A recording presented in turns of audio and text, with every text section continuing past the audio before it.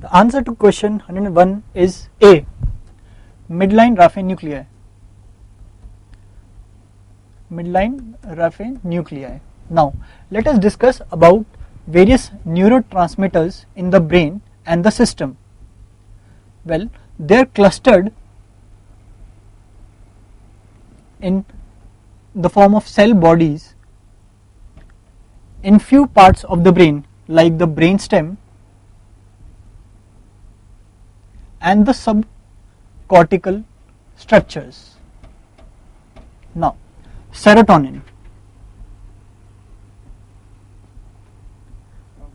Serotonin is clustered in the midline Raphe nucleus of the brain stem. Serotonin, which is further of two. One is the dorsal Raphe nuclei and the caudal Raphe nuclei. The dorsal send ascending branches to the cortex, while the caudal Raphe nuclei send branches to the brainstem, including cerebellum and the spinal cord. Now, serotonin is derived from amino acid tryptophan. Another important MCQ. Now, serotonin in the CNS is less than 2%, while around 80% of serotonin, that is 5-hydroxytryptamine, is found in the gastrointestinal tract region. Now, this was about serotonin. Coming to another important neurotransmitter, that is dopamine. Now, dopamine is found in the midbrain. Dopamine in the midbrain, in the structures of substantia nigra and ventral tegmental area, which were another option of the question. Now, dopamine is derived from tyrosine amino acid, which forms levodopa, then dopamine, also forms norepinephrine and then epinephrine. Now, norepinephrine in the brain is found in pons and the medulla, in locus ceruleus and lateral tegmental noradrenergic area. Here it is found. Now, another important neurotransmitter, histamine, is found in the posterior hypothalamus. Histamine in the posterior hypothalamus.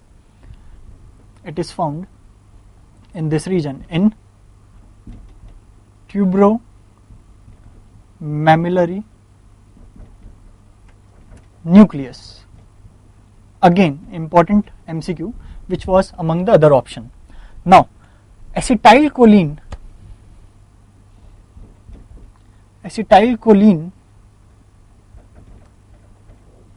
is actually, the choline is derived from blood and is not majorly synthesized in the brain. So, the answer to the first question is midline Raphe nucleus. Now, let us discuss question number 2, 102.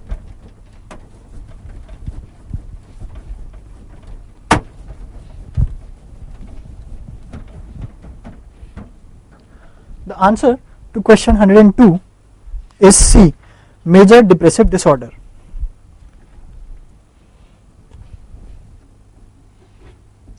Is major depressive disorder. Now, neurotrophins are polypeptide. Neurotrophins are polypeptides that have role in survival, degeneration, proliferation and death of neuronal and non-neuronal cells. Various neurotrophins are nerve growth factor, brain derived neurotropic factor, glial derived neurotropic factor, then ciliary neurotropic factor. Now, these are again important MCQs, especially in papers like PGI. Now, evidence for neurotrophins in psychiatric disorder is mostly for major depressive disorder, wherein in animal studies it is seen that expression of BDNF is decreased in the hippocampal region, and it is also seen that in depression there is decreased hippocampal volume. Now, also it is seen that this decreased BDNF expression is reversed by SSRIs like fluoxetine. Another important evidence to substantiate the finding. Hence, the answer is major depressive disorder. Although there are also evidences for schizophrenia and other psychiatric illnesses, but it is strongest for major depressive disorder. Hence, the answer. Now, question number 103. The answer to this question is D, that is all of the above. D, all. Now, before discussing circadian rhythms, let us know what is chronobiology. It is the study of biological time. Another important MCQ. Now, circadian rhythm derived from Latin word circa means about, and dies means day, that is the cycle is extend to a day. Now, circadian rhythm is one of the important biological rhythms which are extensively studied, and it includes sleep, various behaviors, then feeding, drinking,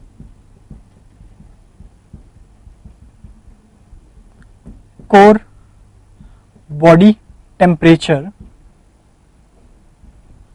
and various hormones, for example melatonin.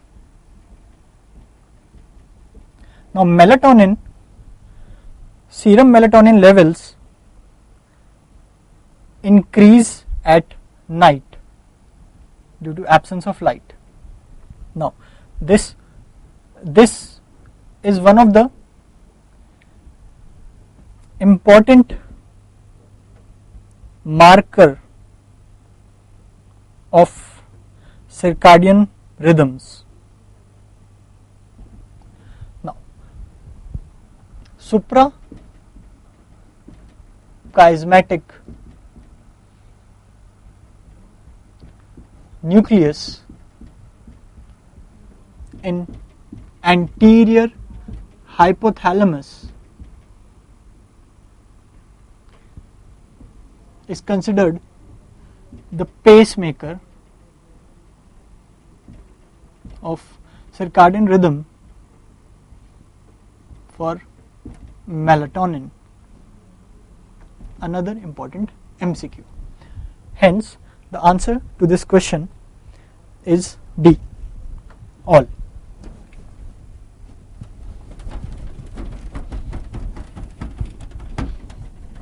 Now, we will discuss question 104.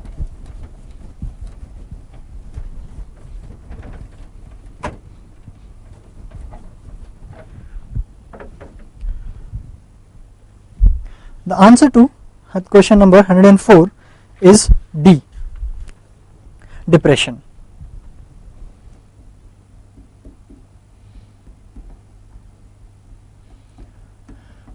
Now, let us discuss various neuropsychiatric aspects of cardiovascular disease. Now, stroke is the blockage of blood supply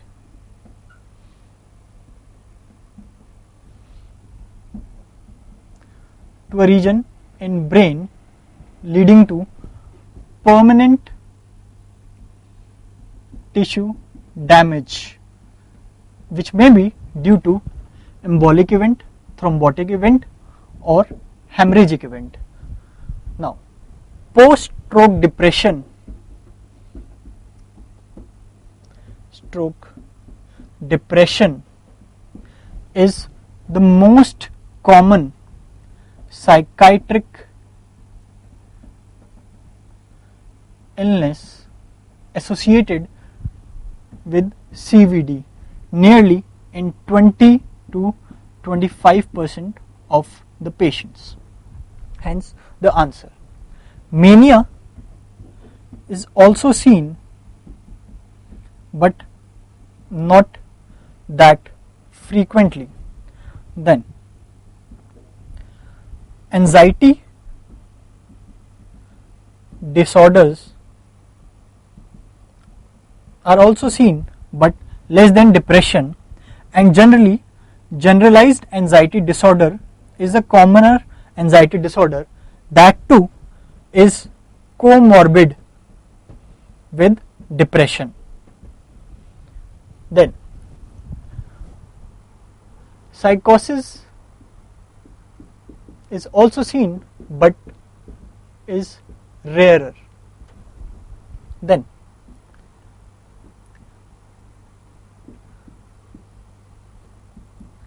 pathological emotion are also seen in this, that includes involuntary emotion expression disorder, that is IEED.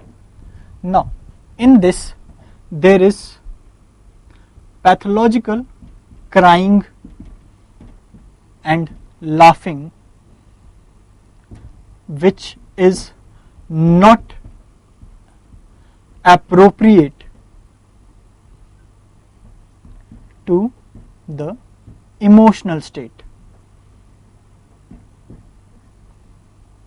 Now, this is an important indicator towards organicity and many a times asked as an MCQ. Hence, this needs to be remembered.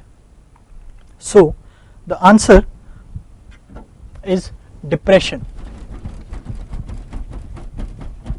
most common psychiatric manifestation in patients with CVD. Now let us discuss the next question, that is question 105. The answer to this question is A, frontal lobe. Now let us discuss various neuropsychiatric aspects of brain tumor. Now let us discuss the percentage of tumor seen and percentage of associated psychiatric and behavioral symptoms seen with the tumor. Now first, frontal lobe tumor. Now these are seen as high as 22%, which makes it the most common, and around 90% of them are associated with psychiatric and behavior symptoms. Again, another important MCQ. Most common tumor associated with psychiatric and behavior symptoms. Second is temporal lobe. Again, it also closely is equal to 22%, but the psychiatric and behavioral symptoms are around 50 to 55%. The next common is parietal lobe tumor, about 12%, and around 16% of them not so common, associated with psychiatric and behavioral symptoms. Then next is pituitary tumors, around 10%, but around 60% of them are associated with psychiatric and behavioral symptoms. Then occipital lobe tumor, these are around 4%, and nearly 25% are associated with psychiatric and behavioral symptoms.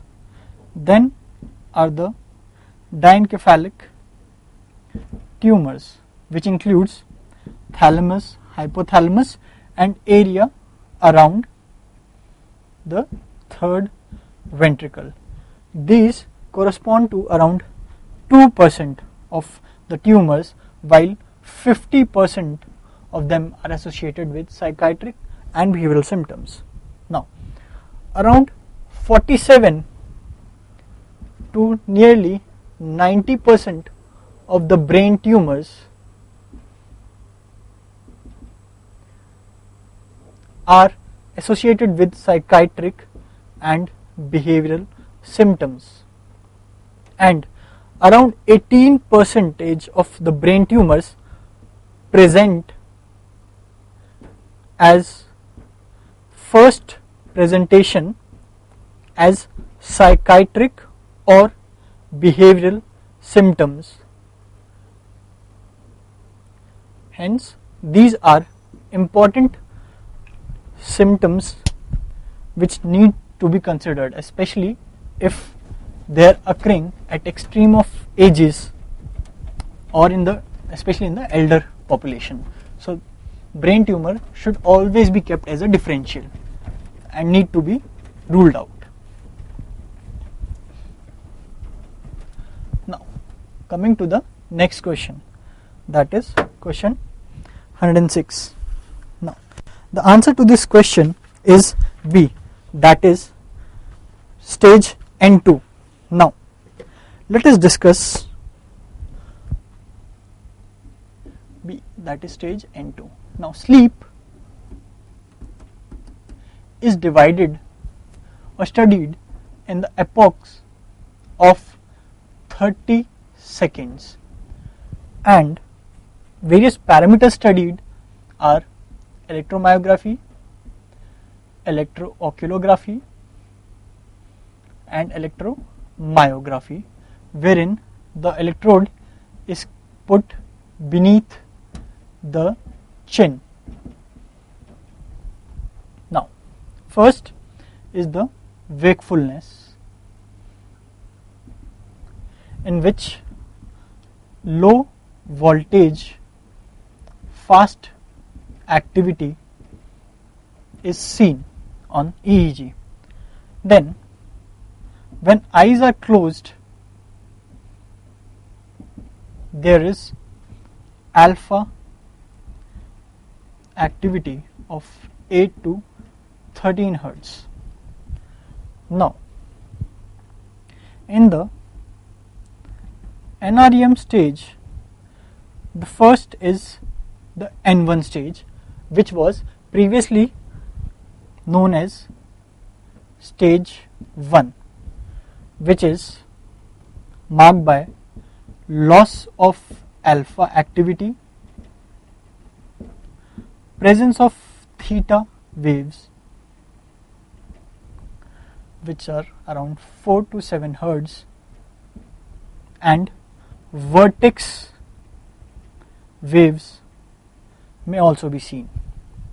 Now, on electrooculography, there is slow movements, the name hence non-rapid eye movement stage, NREM, and on electromyography there is loosening of the tone, muscle tone, skeletal muscle tone. Now, the second stage of NREM sleep is the N2 stage, which was previously known as stage 2. In this stage, important is that we find sleep spindles, as shown in the diagrams, of around 11 to 16 Hertz.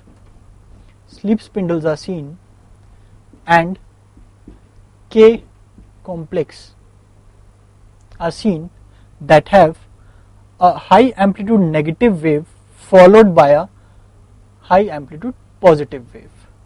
So these are seen in the N2 stage. In this stage, on electrooculography, there is no movement, and also there is less muscle tone seen. Now, then the third stage of NREM is known as N3. Previously, it was stage 3 and stage 4, which now are clubbed into N3. This is also known as slow wave sleep, SWS, or deep sleep, or delta sleep. These again are important. Now, this shows high amplitude slow wave less than equal to 2 Hertz. This is seen. Now, then comes the rapid eye movement stage, or the R stage, which shows beta wave similar to the one seen in awake state. Also, sawtooth wave frequency 2 to 6 Hertz may be seen in the tonic phase of REM. Now, a normal adult spends 5% of the sleep in N1, 50% of the sleep in N2, and 20 to 25% of sleep in N3 as well as REM. Now, as the sleep increase, the duration of sleep increases, there is increase in the REM stage. Now, normally one cycle is of around 90 to 110 minutes. So, this was about sleep.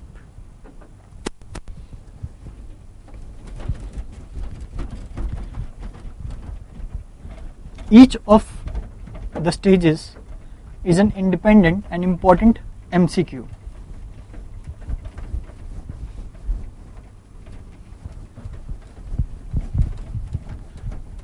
Now let us discuss the next question, that is question 107. The answer to this question is A. Streptococcal infection. Now there is an entity called PANDAS, which is pediatric autoimmune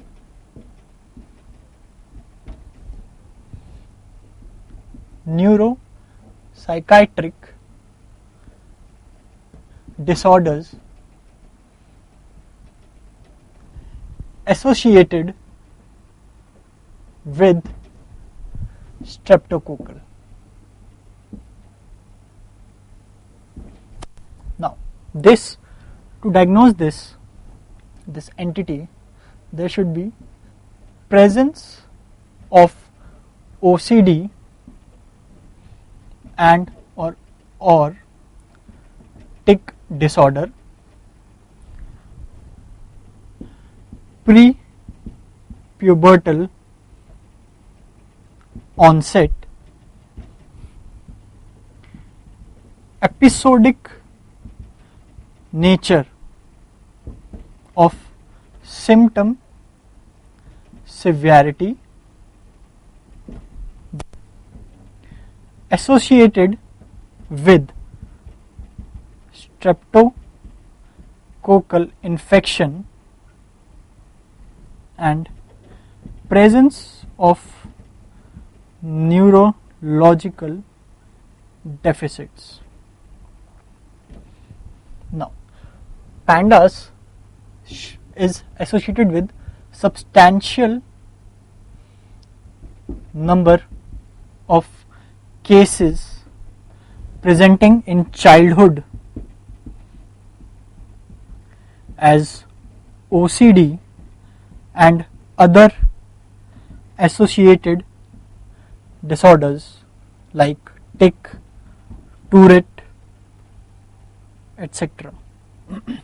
Now, especially this onset and the episodicity of the severity of symptoms help us to distinguish from OCD. So the answer to this question is streptococcal. These are in fact group A beta hemolytic streptococcal bacteria. Now coming to question 108. The answer to this question is B. High frequency behavior can be used to reinforce low frequency behavior. Now, Premack's principle was given by David Premack, who was studying children,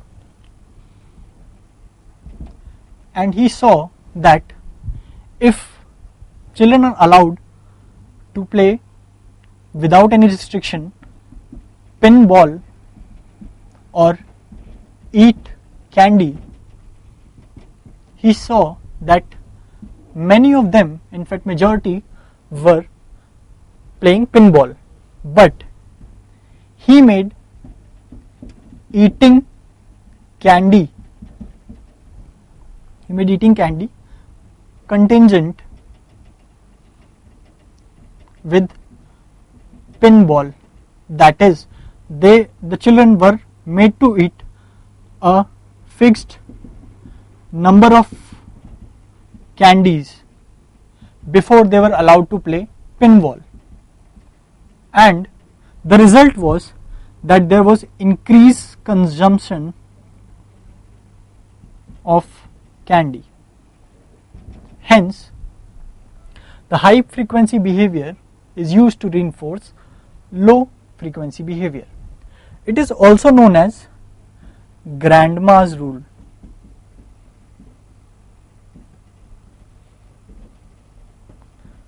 Which says that you can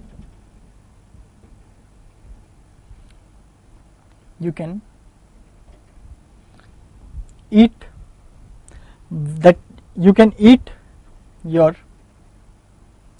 dessert if you finish your spinach, or vice versa, that you can, after you finish your spinach, you can have the dessert. That is, a high frequency behavior is used to reinforce a low frequency behavior.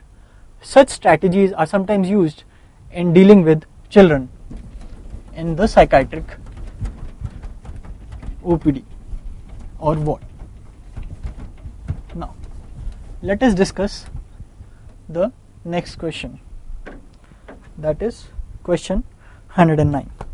The answer to this question is B. The question is 109. The answer is B, 2 to 7 years. Now, let us discuss Jean Piaget, or as pronounced as Jean Piaget, the cognitive development stages were given by Jean Piaget, which shows that how in 4 stages the adult thought or the cognitive process is formed. Now, the first stage is the sensory motor stage, which is seen from birth up to 2 years, and which is again divided into 6 substages. First are the inborn sensory and motor reflex. Then second is primary circular reaction. Then third is secondary circular reaction. Fourth is use of familiar means to obtain ends. Then tertiary circular reaction, and then the sixth is insight and object permanence. Now, this is the important substage as it marks the beginning of the second stage. Now, what is object permanence? That is, even if the object is out of sight of the child, he would assume that the object still exists. Otherwise, on the previous substages, he would think that if he cannot see the object does not exist. Hence, the object permanence is established in the last substage. Now, then is the second stage, stage of pre-operation. This is seen in 2 to 7 years. Now, here the child is egocentric, that is, he would assume that the world rotates around him or her. Now, there is also a type of magical thinking seen known as phenomenologistic causality. That is, if two things are occurring simultaneously, one is the cause for the other. That is, suppose there is lightning associated with water in the tap, so the child would assume that it is because of the lightning that the water is coming from the tap. Such thinking is seen. Also, there is semiotic function, which is use of symbols in meaning something else. So this was about the second stage. Now the third stage is known as the stage of concrete operation, which is found 7 to 11 years of age.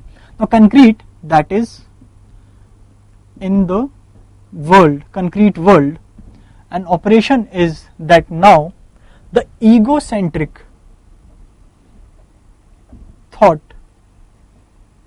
is replaced that with operation thought, that is the child now also can think in terms of others' perspective.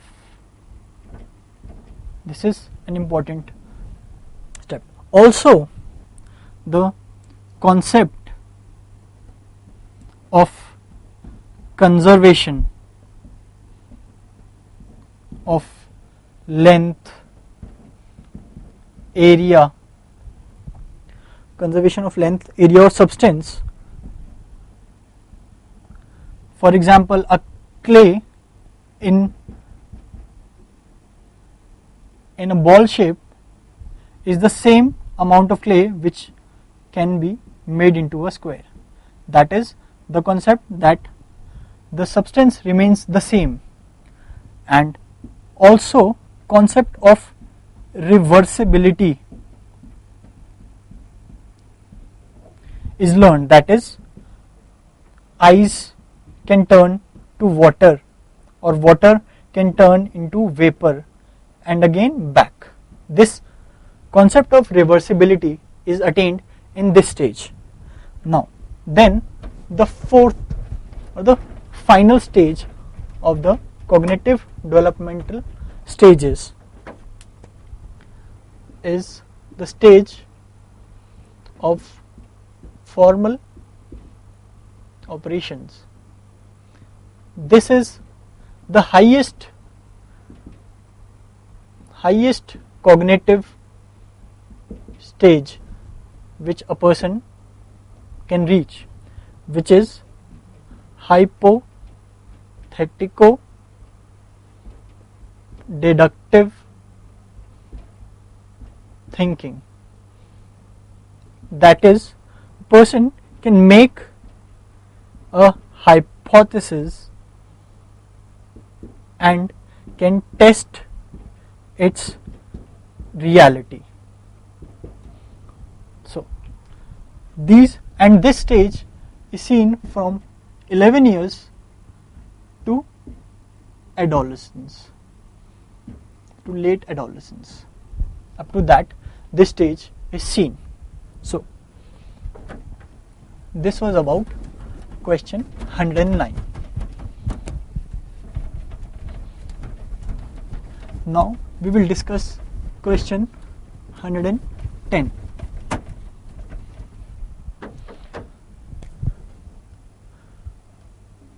Question 110.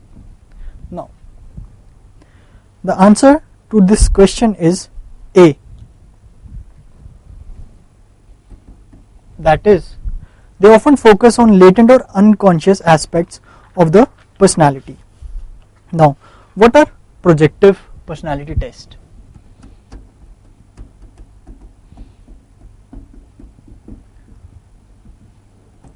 These tests are on the principle that if a vague or ambiguous stimulus is given, then the response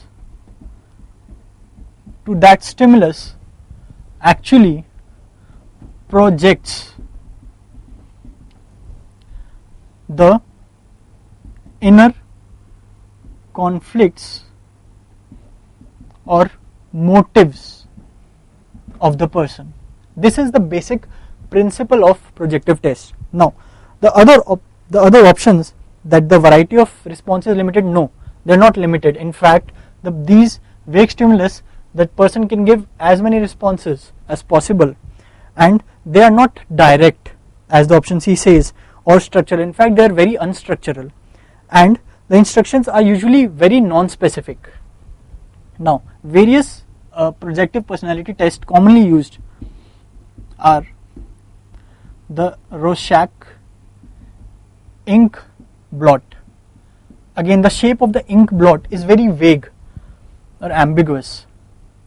Ink blot test. Then there is thematic A perception test. Then draw a person, and fourth, sentence completion. These are some of the few projective tests which are commonly used. Now, coming to question 111, the answer is B. Now, Wisconsin card sorting test. Now, this test is used to assess frontal lobe function rather than the parietal lobe function, which was in the answer, and hence it is not correct. So, now in Wisconsin card sorting test, a number of cognitive processes need to be intact, which is attention, then working memory, visual processing. Now, in this test, a person is shown 4 cards, and the one card the person has to match. Now, the matching is either color, form, or number. Now, this is the sequence which the person does not know, but the first initial sorting would be in the form of color. So, after each attempt, the person is told that his matching is right or wrong, and subsequently when he learns that it is the color which he has to match, that is, he has mastered the sorting, so that then the matching is changed and then he has to match with form, and hence the person is told about what is correct or incorrect as in the answer. And also the response D, the examiner changes the principle of sorting when the task is mastered. So once the person is able to master the matching of color, then subsequently his answers would get incorrect, and then he has to learn that now he has to match with the form, and subsequently then with the number. Hence the answer, also known as set shifting. Now, this is important test to assess frontal lobe function. Now, coming to question 112, the answer to this question is A.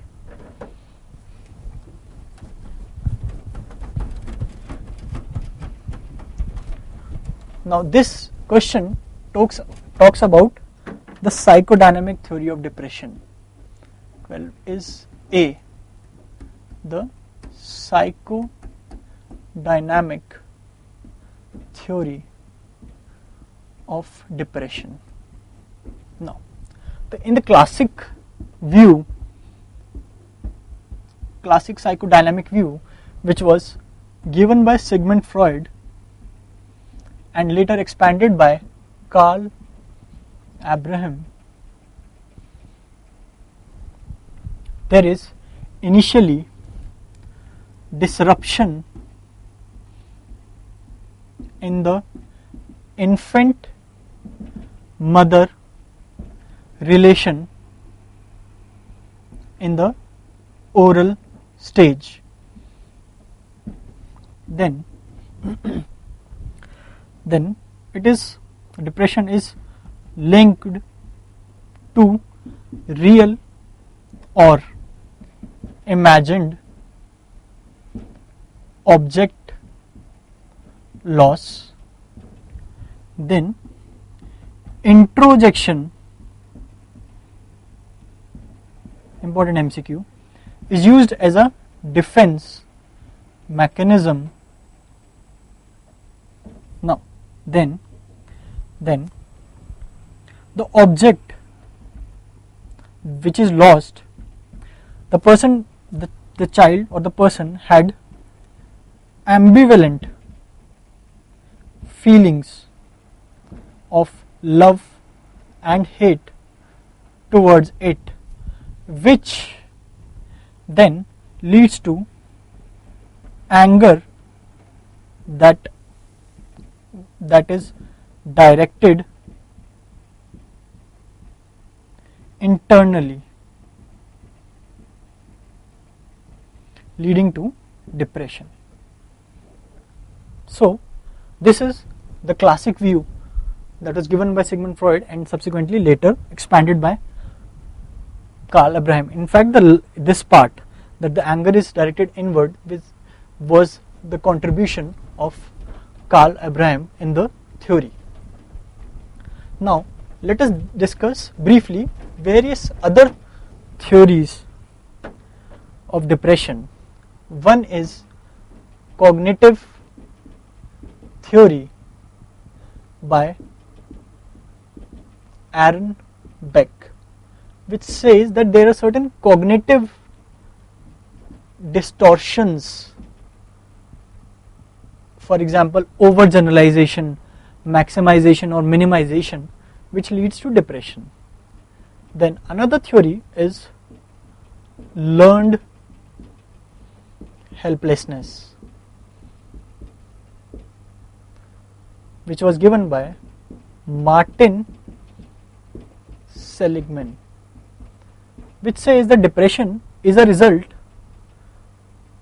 of experiences which are not under our control, and the person feels helpless and subsequently learns this behavior. Then another important theory is the interpersonal relationship theory. The interpersonal relationship theory, which was given by Harry Stack Sullivan. Again an important theory. So you should remember at least the name and who gave the theory. Now let us discuss the next question, that is question 113. Now question 113, the answer is C, the anal phase, which is incorrect. That is, anal phase is the answer. Now let us discuss the psychosexual stages given by Sigmund Freud in 1905 in his paper The 3 Essays on Theory of Sexuality. Now in this he divided the psychosexual stages into 5: oral stage, anal, phallic, latent, and genital. From around 0 to 18 months, 1 to 3 years, around 3 to 5 years, 5 to 6 to around 11 to 13 years, and around 11 to 13 years to around late adolescence. This is how he divided the stages. Now, in the phallic stage, there is sexual interest as well as there is excitement and stimulation of genitals, and there is also start of formation of gender identity at this stage. Now, there is castration anxiety seen in males and penis envy is seen in female. Freud also gave the concept of Oedipal Electra complex. Now, Oedipal is in Greek mythology killed his father to marry his mother, while Electra induced his brother to kill their mother. Now, in Oedipal part, there is aggression seen towards the father, while in Electra there is wish to have penis and bear child. Basically, in this complex there are sexual conflicts, in fact sexual interest towards opposite sex parent. Now, any disruption in this stage, phallic stage, leads to sexual deviation or dysfunction and also leads to hysteria. Another important MCQ.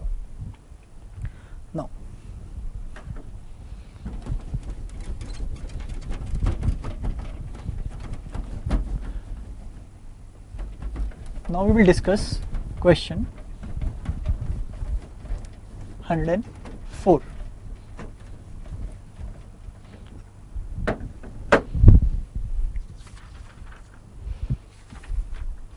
Now, the answer to this question is A. John Bowlby.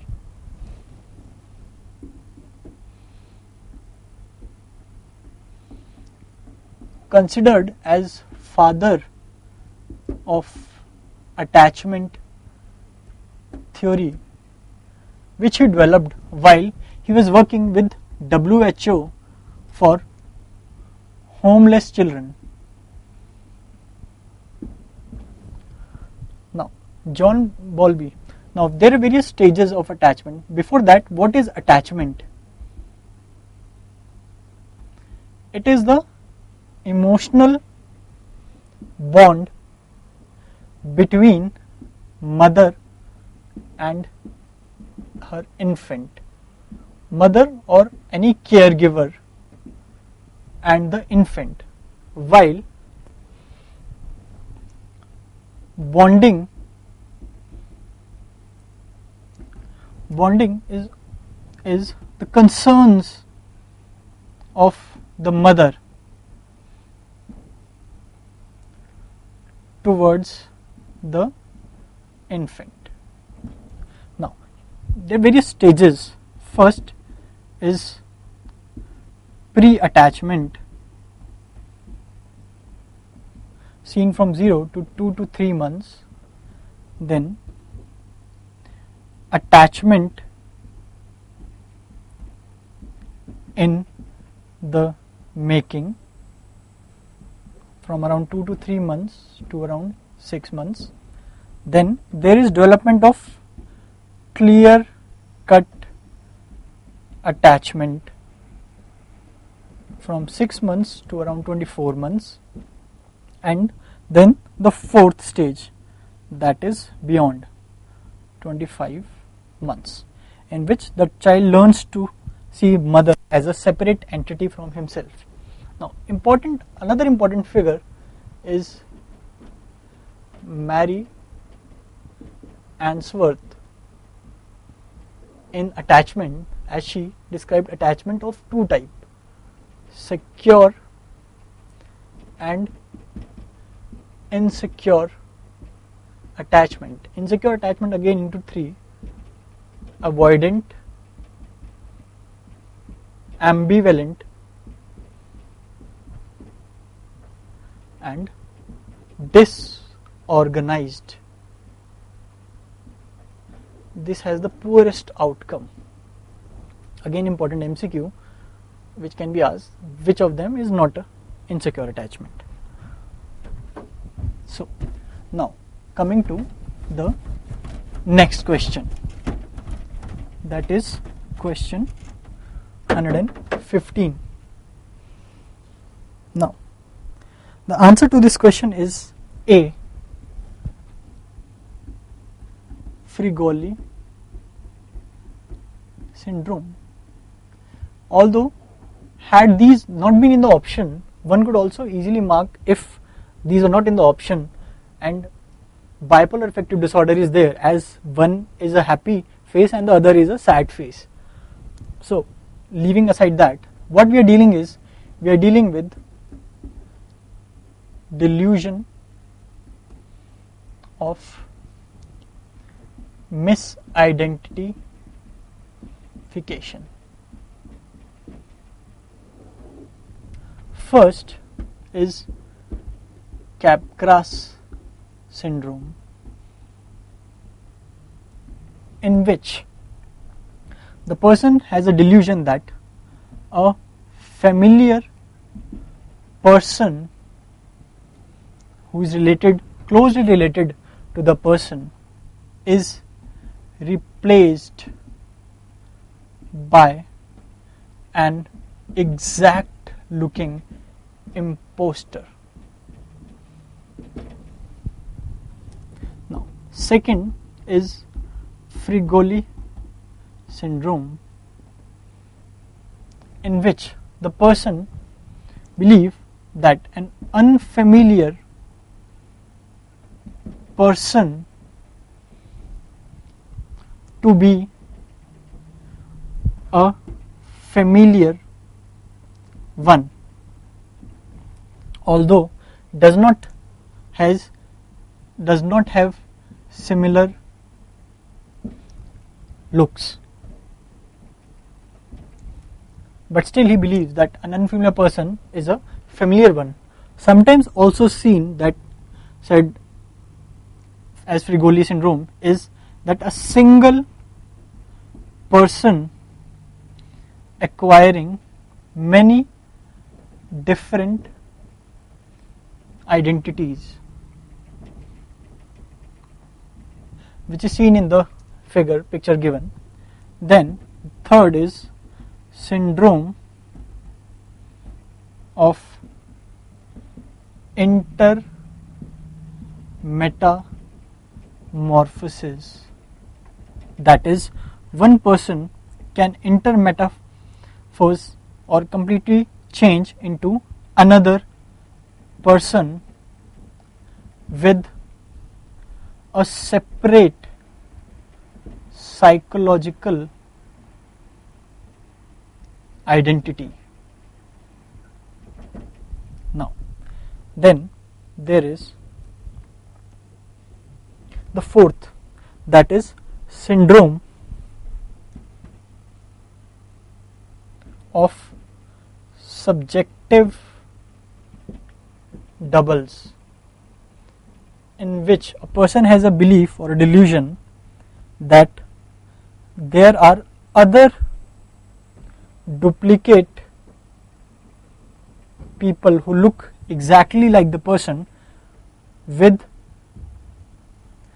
different psychological identity present. That is, there are many duplicates present who have a different identity.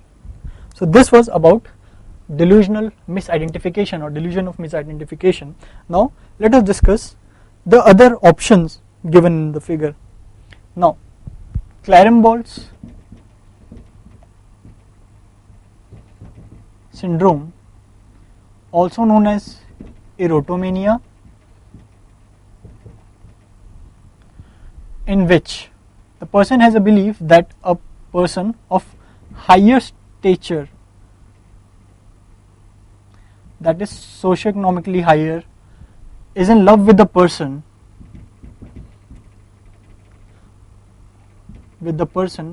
even if that person has done nothing to suggest that. Then Cotard syndrome is characterized by delusion of nihilism, that is delusion of negation, that I do not exist, my body parts do not exist, and hypochondriacal delusions. This is seen especially in depression with that is psychotic depression in elderly. So this was about question 115. Now we are going to discuss the next question.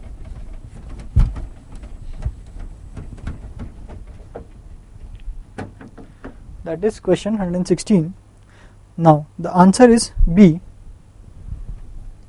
116. The answer is somatization, which is not a mature defense mechanism. Somatization is basically the psychic derivatives are changed into somatic symptoms. Now, in fact, this is a immature defense mechanism. Now, defense mechanisms basically we'll be discussing in future further questions as well, were given by Sigmund Freud, then later described by Anna Freud. Now, what are mature defense mechanisms? Now, the first is altruism, that is doing service to others even at one's own cost, that is doing social work and other things even if it would lead to some harmful effect to the person. Then second is anticipation, in which there is planning for future anticipated discomforts. The person is already anticipating and then planning for it as well. And third is asceticism, derived from the word ascetic, which is monk-like, that is giving away the worldly pleasures. Then fourth is sublimation, which according to Sigmund Freud is the only positive defense mechanism. In this, the goal of the desire is retained, while the aim or the object of the instinct or the desire is changed from socially unacceptable to acceptable. For example, let's say aggression is converted to sports activity, that is this channelizing. Then fifth is suppression. It is conscious or semi-conscious defense in which there is delaying of the gratification of impulse. Rest all defense mechanisms are unconscious, but this is either conscious or even semi-conscious. Then sixth is humor, in which overt behavior, the overt behavior expression, the overt expression behavior, or in fact the overt expression of feelings without personal discomfort. That is, for example, a person whose boss has scolded him comes out and very casually and humorously talks about that situation. So he is using the defense of humor without any personal discomfort. Now let us discuss the next question, that is question 117.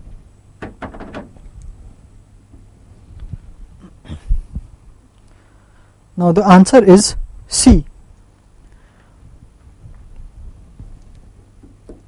Now Sigmund Freud, in his paper Interpretation of Dreams in 1900, explained the topographic model of the mind, in which he divided the mind as conscious, in which the perception of external and internal world are brought to awareness. Then second, the pre-conscious, in which the perceptions are brought to awareness only after focused attention. This works as a sensor between the conscious and the unconscious mind. It is not present at birth and develops in childhood parallelly with development of the ego. Then the third is the unconscious mind, in which the perception are not brought to the awareness. Now this is based on primary process thinking and not the pre-conscious. Hence this is the answer. Now let us discuss the next question, that is question 118.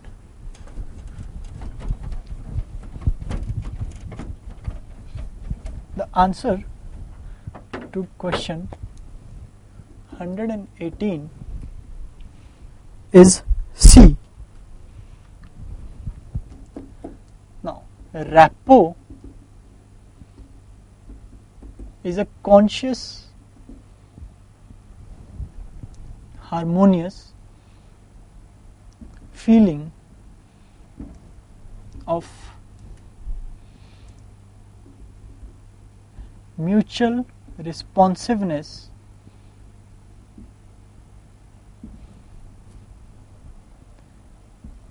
empathy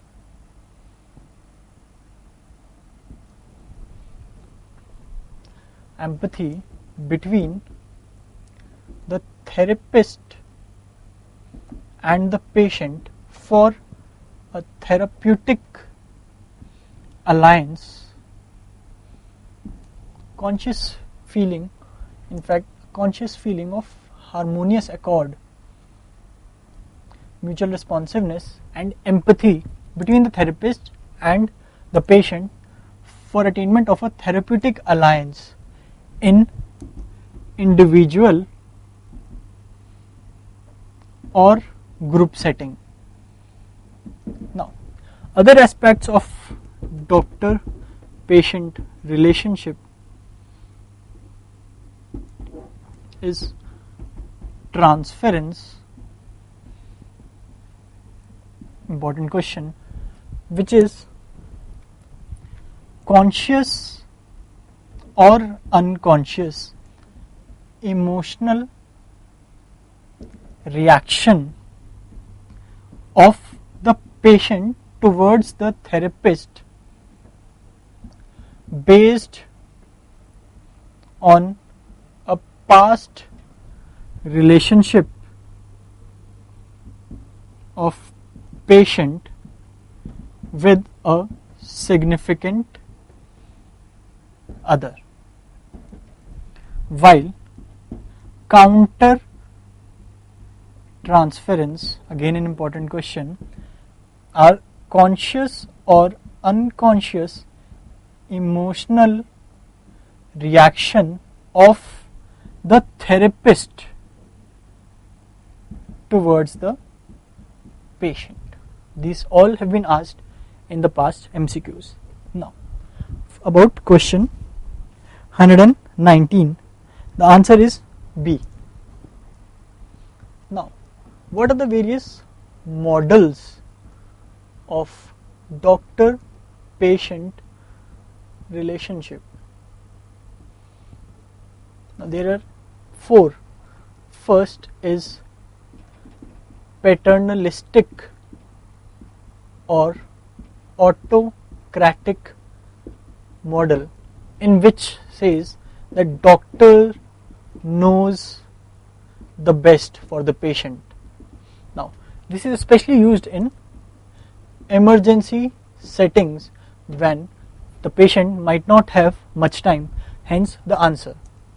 The other model is informative, whereas in which the doctor gives all the various options of treatment and the patient makes the decision. Then third is interpretive. It is kind of a shared decision making. Then fourth is deliberative model, in which the doctor acts as a counselor or friend and help the patient to reach a decision, especially like in tobacco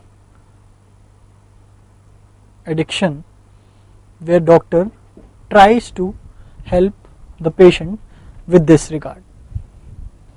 So this was about the various concepts of doctor-patient relationship. Now let us go to the next question, that is question 120.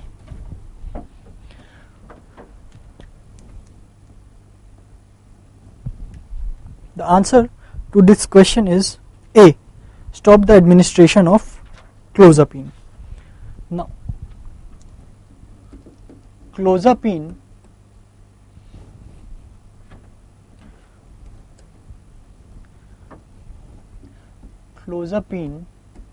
is a second generation antipsychotic or serotonin dopamine antagonist. Now, this was withdrawn in 1970s because of a lot of cases of death due to agranulocytosis.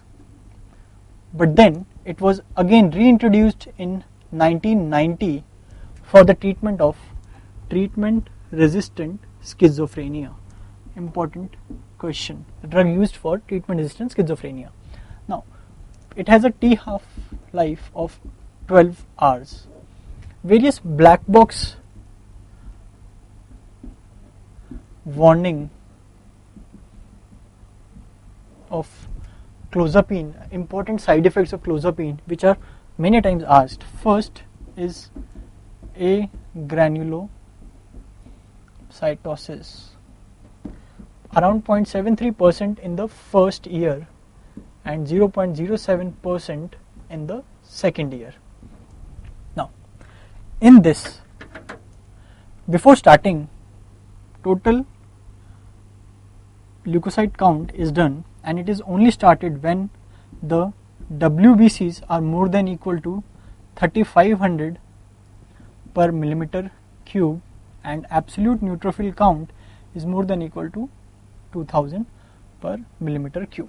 And for the initial first 6 months, every week TLC is done and ANC, and if it remains in that range, then in the next 6 to 12 months it is done twice every 2 weekly. Then after that it is done 4 weekly if the counts remain the same. Now, according to the USA guidelines, if the WBC is less than 2000 or ANC less than 1000, need to stop the drug. The FDA approves of restarting the drug if WBC are of the range of 2000 to around 3000 and ANC 1000 to 1500, while the UK guidelines says that we need to stop if WBC is less than 3000 and ANC is less than 1500, which are mostly followed in India. And as per the question, again, even if this, the answer is to stop. And the UK guidelines, they do not allow to restart again, which the FDA allows. Also, important drug like lithium, which increases the WBC count, is sometimes used as an adjunct therapy to increase the WBCs, again which can be an important MCQ. Then the next important black box warning is myocarditis, around 2.8 per lakh population. So any person on clozapine presenting with chest pain, fever, tachycardia, increased BP, think of myocarditis. Abnormality in ECG, think of myocarditis. Then third is seizure, which is around 5 to 10%, and it is dose related, increases substantially the risk when it is more than 600 milligrams. Then fourth is in elderly patients with dementia, death may occur. And fifth black warnings is severe cardiovascular and respiratory dysfunction. These were the important side effects of clozapine, which are many times asked in the MCQs.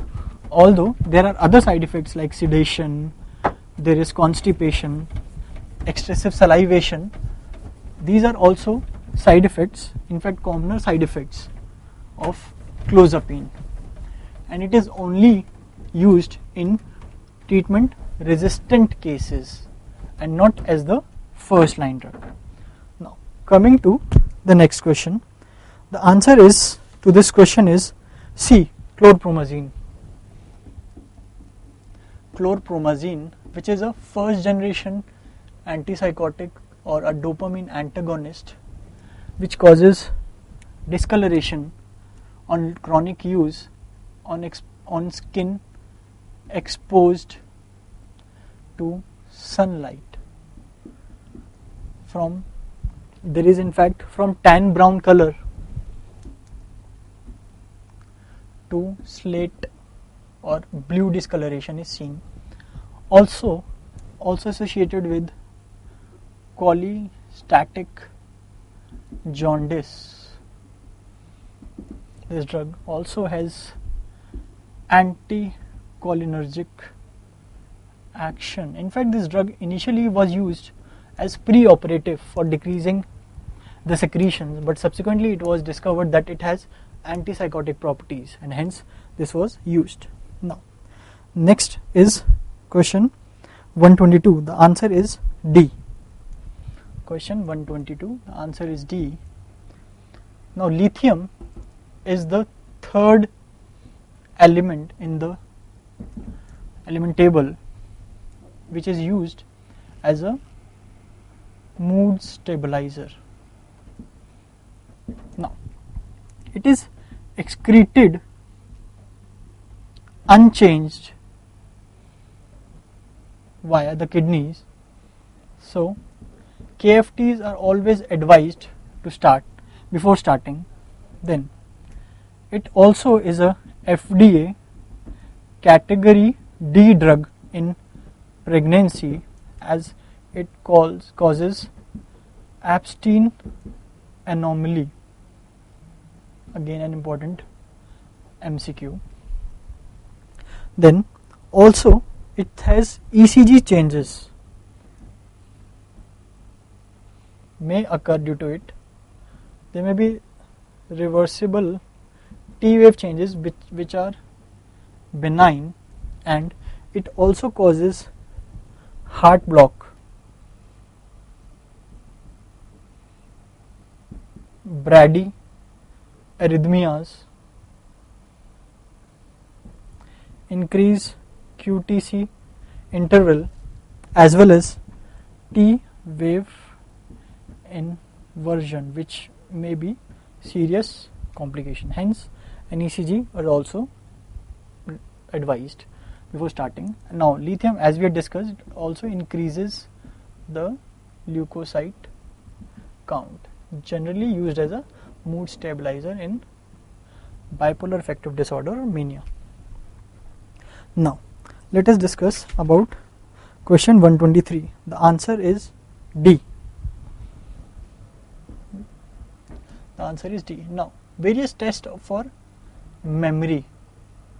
Now for immediate memory, various tests like digit backward test, in which the person is given various digits at an interval of say 4 digits to 5, 7, 3.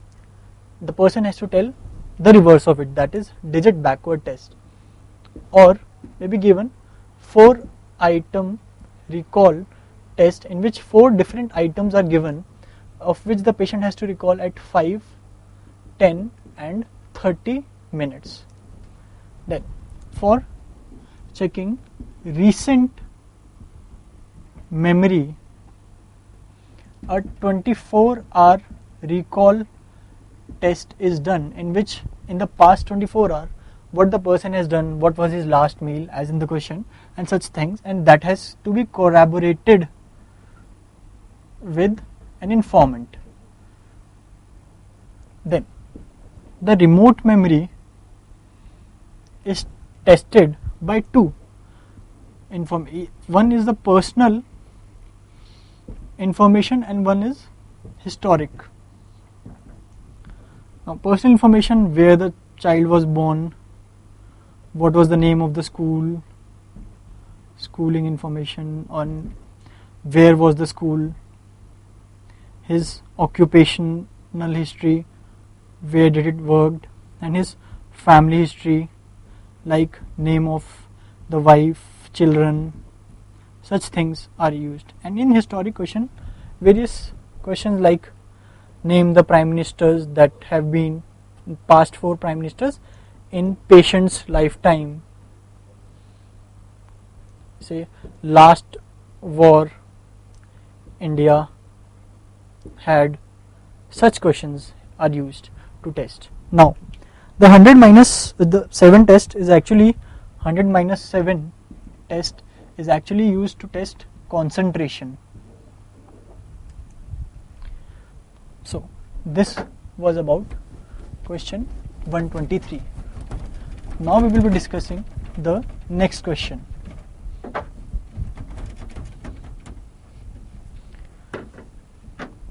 Question 124. Now the answer to this question is displacement.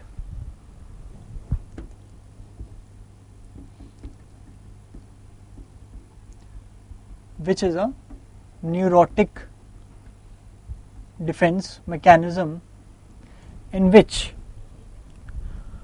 there is displacement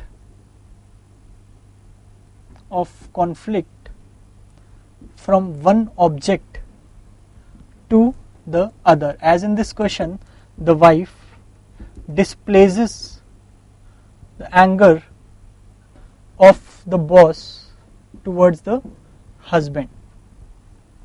Now the various other options, rationalization and dissociation,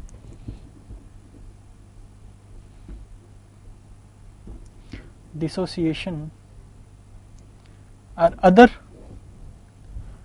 neurotic defenses. Now displacement is especially used in phobia, where the fear is displaced from one object to the other, or the conflict. Rationalization is justification of behavior without logic, as used by substance use disordered patients. Dissociation is dissociation from the memories of the past,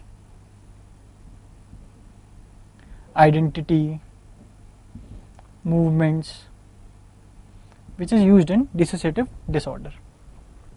Now coming to the next question, question 125.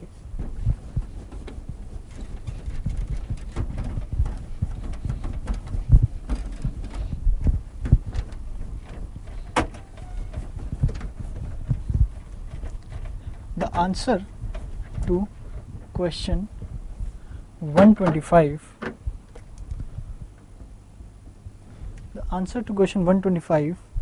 is B, tangentiality. Now various form of thought, various disorders of the form of thought. Now tangentiality first. In this formal thought disorder, the person starts obliquely to a question and never returns to the goal. The person will start very obliquely from the question tangentially and will never get back to the question which was asked. Now while in circumstantiality, the person gives very small trivial informations, talks in very details, but at the end reach the goal. While in the third, verbigeration,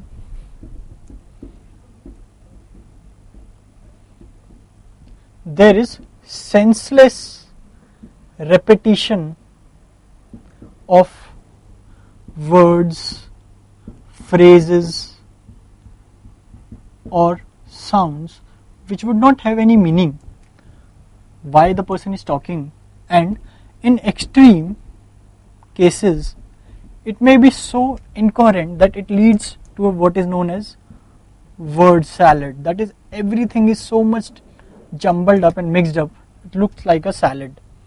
Now, fourth, thought block.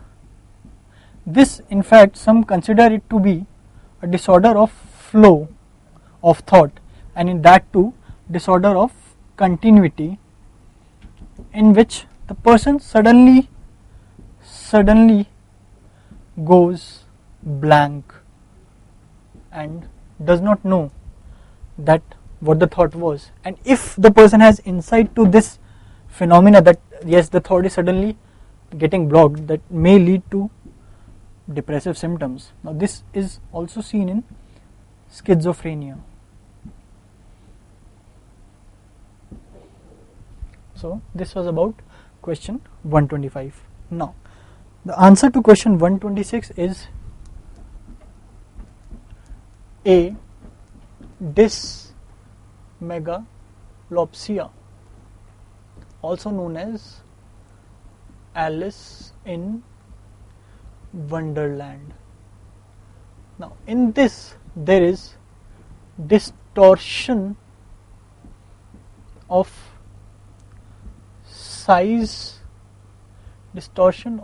the size or shape of object which is perceived. Distortion of the size and shape of the object. It may be micropsia, in which the object may appear to be of smaller size, or macropsia of larger size, generally seen in diseases like retinal disease, temporal or parietal lobe lesions, and also not very common but rarely also seen in schizophrenia. So this was about question 126. Now let us discuss the next question, that is question 127. Now the answer to this question is D. Now this is an important question as we are getting visual based question. Now first is to identify, this is Bender Gestalt test. Gestalt means form or shape. It was given by Loretta Bender. Now it is also known as Bender visual motor Gestalt test. Now this test has 9 figures. One is mentioned as A and the rest from 1 to 8. As shown in the figure, this tests visual motor coordination, assesses organicity, also assesses cognitive functions and maturation in children, may also be used to assess it. A score of more than 12 actually denotes cognitive impairment. In fact 12 or more than 12 denotes cognitive impairment. Now there is also Bender Gestalt 2, BG2, which consists of 16 figures. It was given by Brannigan and Decker. Now Various other tests to assess organicity include Holstein written test, then Lubria, Nebraska test, then there is Ames, PGI, Nimhans batteries to assess. These all are important MCQs. Now, let us discuss the next question. These all are important tests, especially for the commoner tests like the BG test we just discussed, that can be used in the future questions as image based questions. Now, coming to question 128, which we had already discussed, the answer to 128 is A, that is Capgras syndrome, which was discussed previously. Now, question 129 is A, defensive functioning scale, which is used to test the defenses the person uses in stressful situations. While all the other three, that is the Beck depression inventory, Montgomery-Åsberg scale, then Hamilton rating scale, these are used for depression. There is another scale, Eddington prenatal depression scale, that is again used for pregnant females. Then there are various other scales like positive and negative syndrome scale, which is used for schizophrenia. Positive and negative syndrome scale, which was given by K. Opler and Fisbin. There is another important scale, BPRS, that is brief psychiatric rating scale.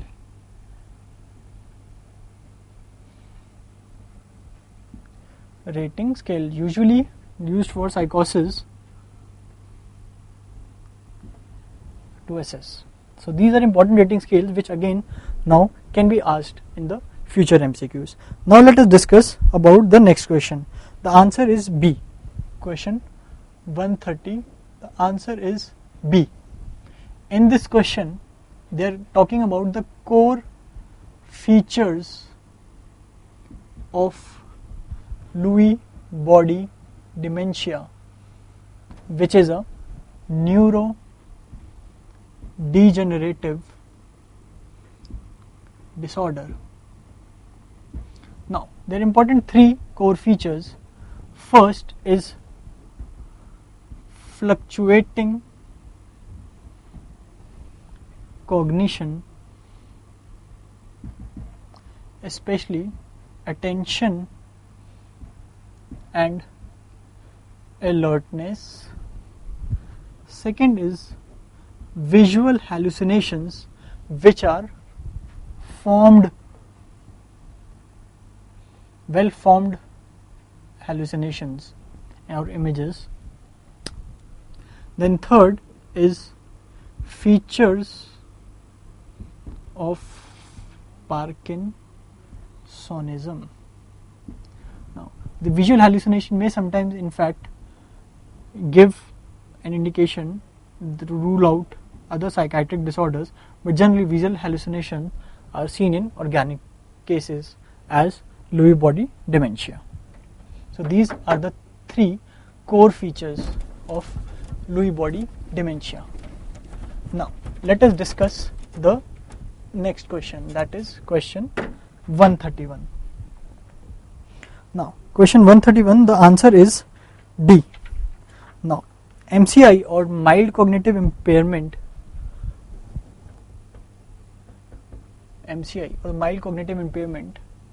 is a new entity and question may be asked. Now there is a Mayo Clinic Alzheimer Disease Research Center, MCADR. This has given criteria to diagnose MCI. First is memory complaints. Also, they are corroborated with the informant. They are objective memory deficits, that are deficits according to the age and education of the person. Then third, well preserved other cognitive domains. Then fourth, intact activity of daily ADLs, activities of daily living. And fifth, not demented, that is, the person should not be demented. There are various risk factors for MCI. Various risk factors which may include, there is different type of degeneration. Then ApoE4 allele again is a risk factor. Family history of Alzheimer or other dementias is another risk factor, and cardiovascular event is another risk factor. Now, what is the percentage of progression from MCI to Alzheimer disease? It is around 10 to 15% per year. Important question.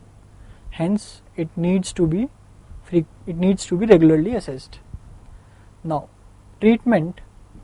There are no FDA approved drugs for its management. So, now let us discuss the other question. That is question 132. The answer is D. Another important entity which has its domain in both neurology as well as psychiatry, the prion disease.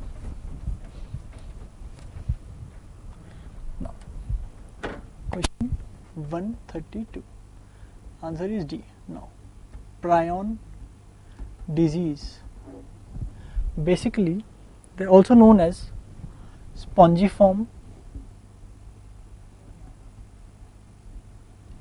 subacute spongiform, in fact, subacute spongiform encephalopathy. There is a triad in the pathology. There is spongiform vacuolization, neuronal loss, and increase of astrocytes in the cortex with plus minus amyloid plaques. Now, it is caused by mutation of the human prion protein gene, which is in chromosome 20p to protein P SC. SC stands for super C, which is neurotoxic, leads to prion disease. Various prion diseases are: first is Creutzfeldt-Jakob disease. Second is a variant of Creutzfeldt-Jakob disease, also known as mad cow's disease. Then third is Kuru, which was seen in people of New Guinea, because of the cannibalistic rituals in which they would eat the brain of the dead person. Then fourth is GSS, that is Gerstmann, which is Gerstmann Straussler Skinker disease, and fifth is fatal familial insomnia. Now, these are all important MCQs, especially in questions like papers like PGI, where there are more than one correct option.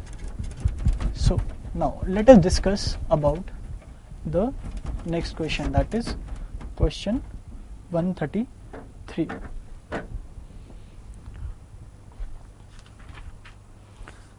The answer to this question is nightmares. Now, various disorders seen in slow wave sleep and in REM stage. Now, there is somnambulism, somnambulism, then bruxism is seen, then night terror,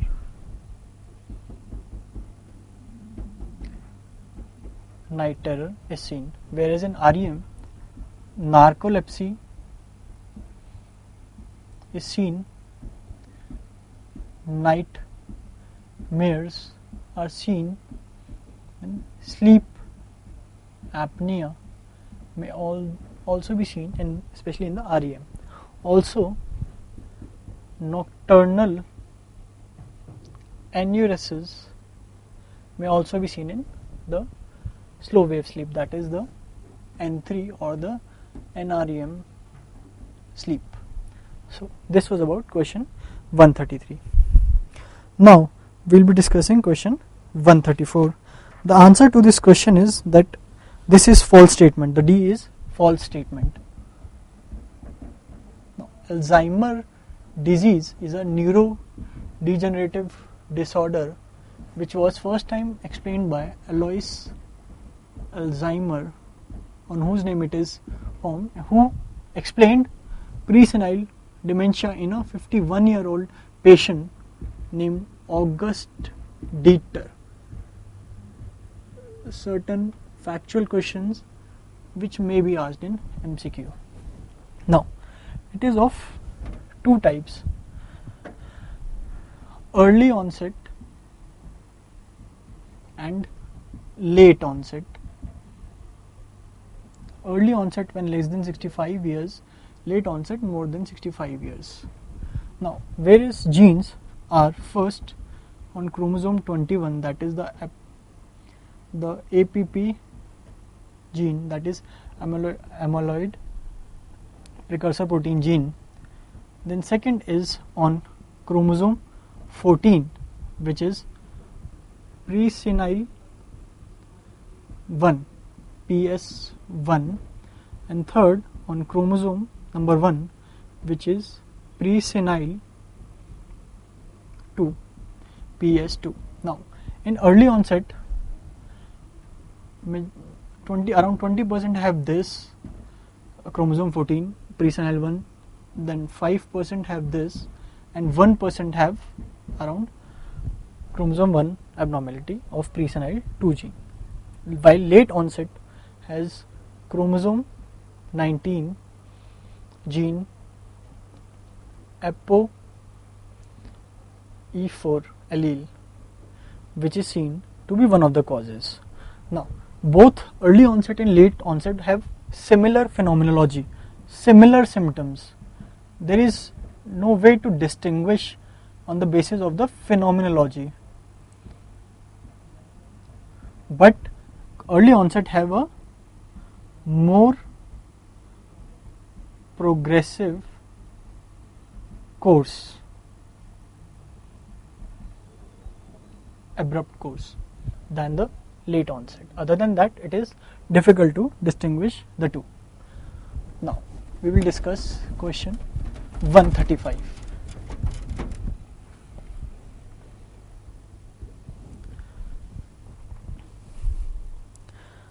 The answer to this question 135, is A. That is delirium tremens. Now, let us discuss briefly about alcohol withdrawal. Now, alcohol is a CNS depressant. Withdrawals will lead to the opposite of the depressive action. Now, tremors are present at around 6 hours. Then, psychotic and perceptual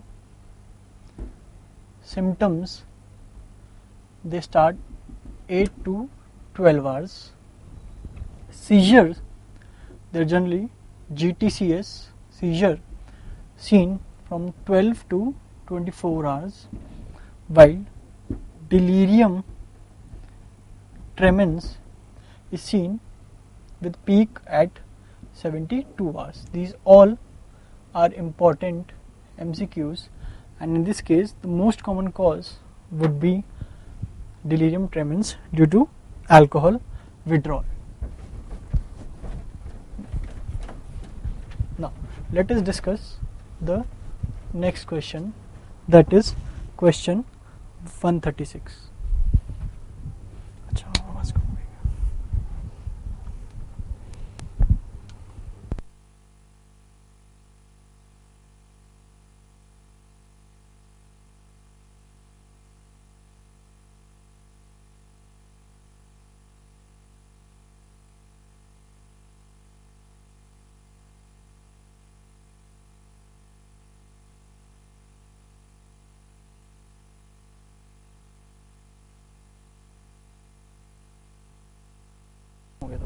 ये भी वो वहाँ वो ख़त्म हो गया ये ना, चलो कर देते हैं शुरू, ब्रेक में ले लूँगा। चलो अभी 36 पे हूँ तो अभी बस ख़त्म कर रहा हूँ, 214 में फिर 50 के बाद कर लेंगे, या ब्रेक तो हो ही गई, कैरी कर लूँ?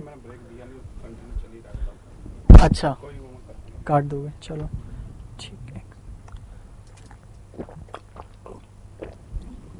14 क्वेश्चन के बाद मैं कर देता हूँ फिर ब्रेक 10-1 मिनट में, ठीक है। Let us discuss question 136. The answer to this question is B. Haloperidol. That is HPL, haloperidol. Now, in delirium, there are two things which require treatment. First is the agitation or the psychosis, for which haloperidol is used 2 to 6 milligram IM, and the oral later on shifted to oral dose, which is 1.5 times more than the injectable dose.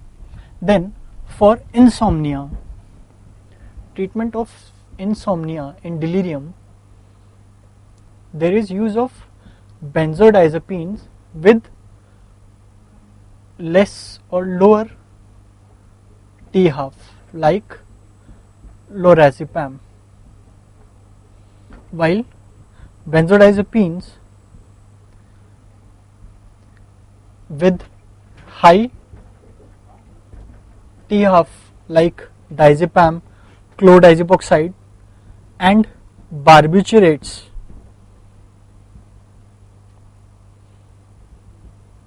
these are to be avoided, which may worsen delirium, and hence the answer is haloperidol. Now let us discuss the next question, that is question 137. Now the answer to this question is C. Now, child abuse or maltreatment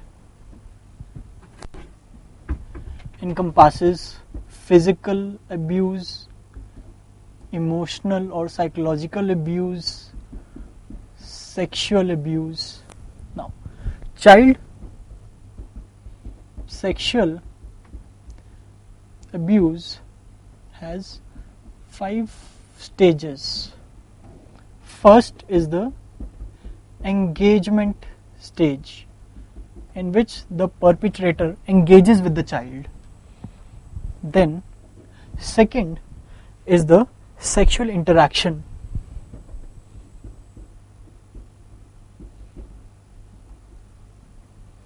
wherein there is increase in the severity of abuse. Then third is the secrecy stage, in which the perpetrator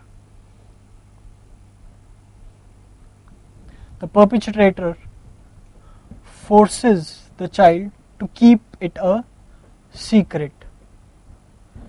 Then fourth is the disclosure. Sometimes the child tells an adult, sometimes the adult gets to know by the child's behavior, or sometimes the doctor, by asking the right questions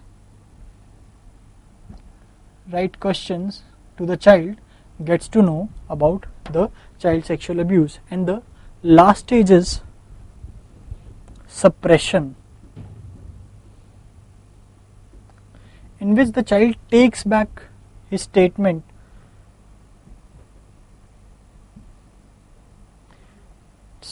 that there was any abuse. This is sometimes because of family pressure, and sometimes because of child's own mental process. So these are the stages of child sexual abuse. Now let us discuss the next question, that is question 138. Now the answer to this question is B. Now, before discussing flooding, let us discuss the various behavior therapies used. First, systematic desensitization. This was given by Joseph Wolf. Now, this has 3 phases. First is relaxation training. Second is hierarchy construction. Let's say a person is fear of heights, so the hierarchy, around 8 to 10 hierarchies are made. First would be the person imagines that he is standing at a height, and subsequently the last would be when he is actually standing on some height. Then third is that the person passes through these hierarchies. That is, there is actually stimulus desensitization. This was about systematic desensitization. Then the second is therapeutic exposure. Now in this there is no relaxation training done in the beginning, but yes, there is hierarchy construction, and subsequently there is the person steps up and goes further on hierarchy. Once he is comfortable in one stage, then the next stage of hierarchy is reached. Subsequently the last stage is reached. While in third, that is flooding, also known as implosion, not explosion, directly the person is made to stand his fear. That is, if a person has fear of height, so he is made to stand on a height directly, obviously in observation of the therapist. So especially these flooding is useful in specific phobia, while these may be used in phobia, in OCD. So this was basic concept about these three. I hope now there would be no any doubts regarding these three behavior therapies. Now let us discuss question 139. Now the answer to this question is A. Again an important question, as it is again a image based question. Tourette syndrome. Now what are tics? These are brief, rapid motor movements or vocalization which are preceded by premonitory urge. Now Tourette syndrome, or also known as Giles de la Tourette disorder or syndrome, given by Giles de la Tourette. Now in this there are multiple motor tics which can be seen in the figure, with at least one vocal tic, obviously which cannot be seen in the figure, which should be present. They may be present at the same time or not at the same time during the past 1 year, and these should be present many times per day, should be for more than 1 year, should be present, and there should be no period of remission which is more than 2 months. There should not be, and the onset should be less than 18 years.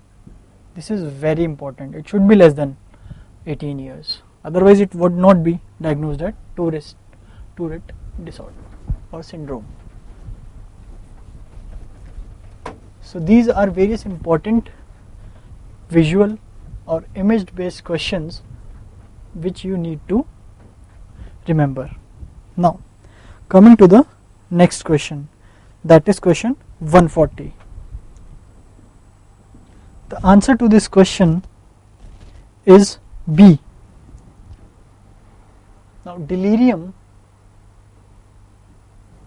consists of when there is impairment of consciousness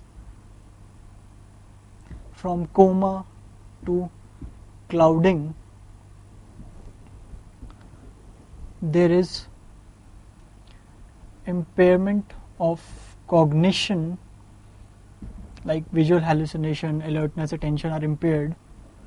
There is reversal of sleep wake cycle. There is impairment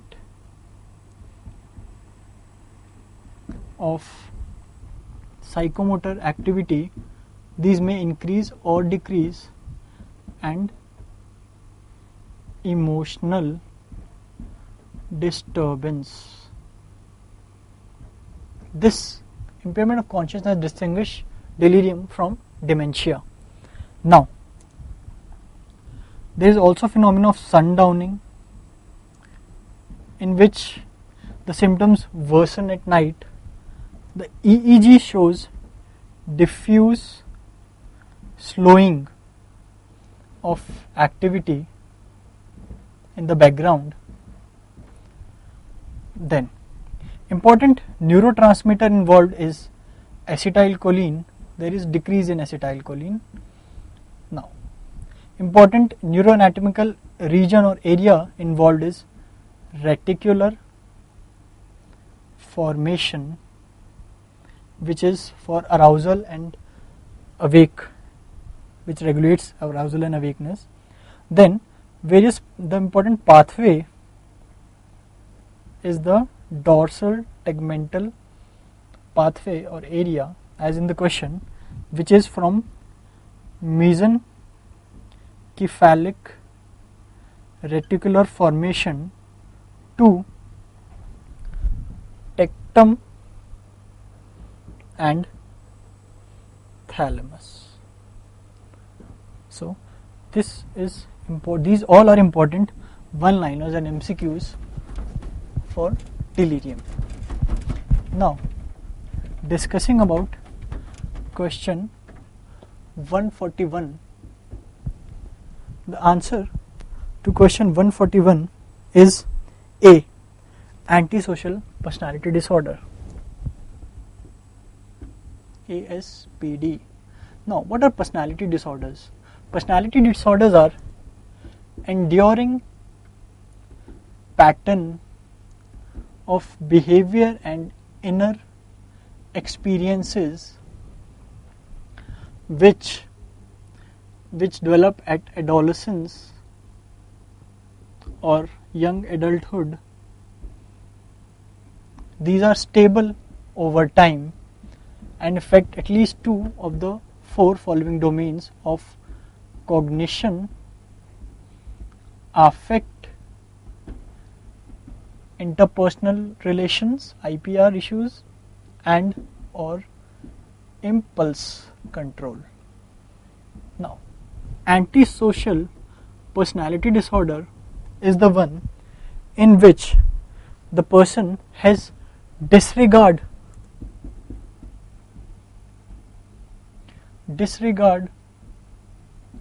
to rights of other and violates these rights. There is impulsivity seen, aggression may be seen. These things may be seen, and there may also be reckless regards seen, which is deviation or away from social norms.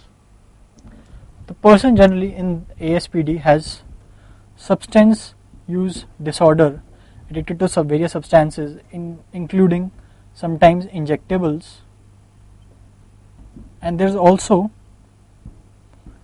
sexual behaviors like multiple partners, and it may be unprotected sex. These all increases the likelihood of sexually transmitted disease, including HIV. The person may be able to charm the person of opposite gender. Now, this is all regarding ASPD. These again are important, as sometimes a clinical question is given regarding all these things.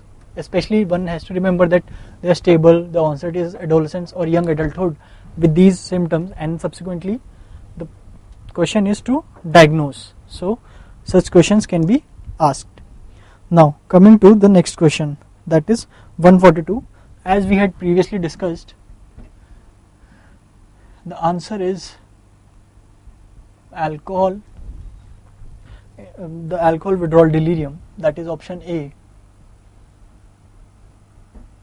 In this, the person is going through various stages of, as the withdrawal period is increasing, from tremors to psychotic and perceptual behavior to seizure, subsequently landing into delirium tremens.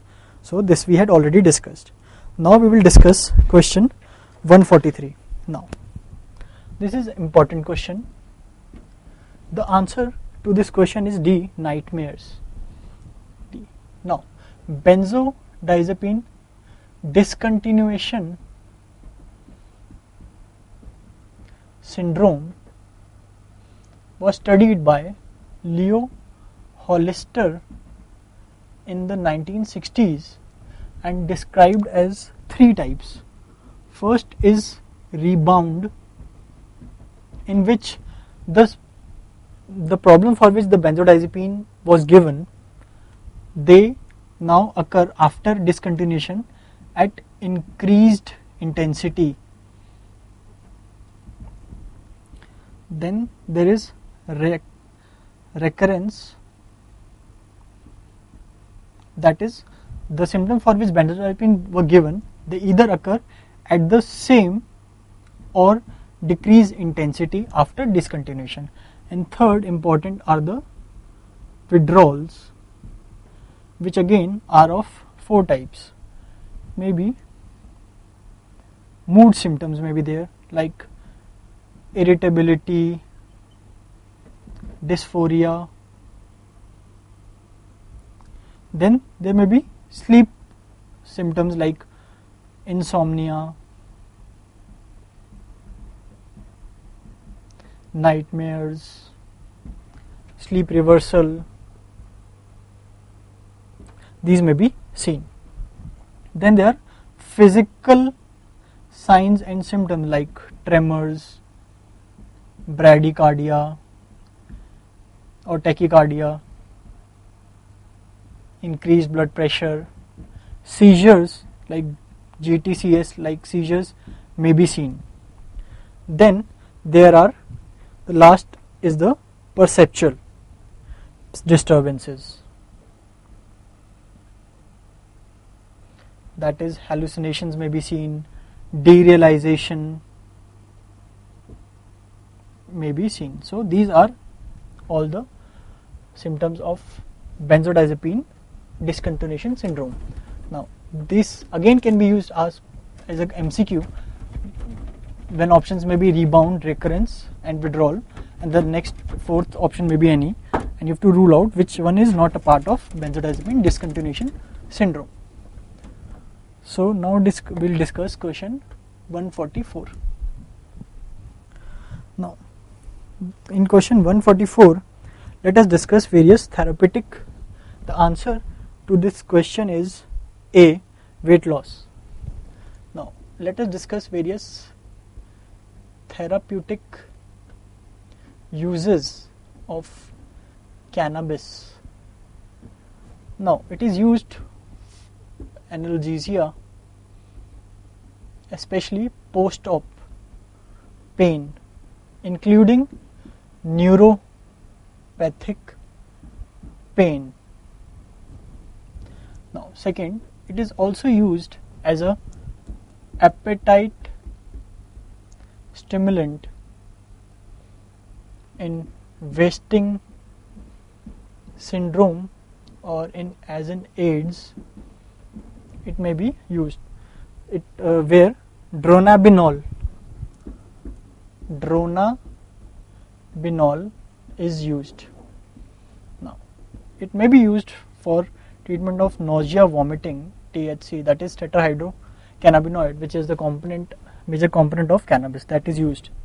Then it may be used for muscle spasticity, like Sativex is used in multiple sclerosis.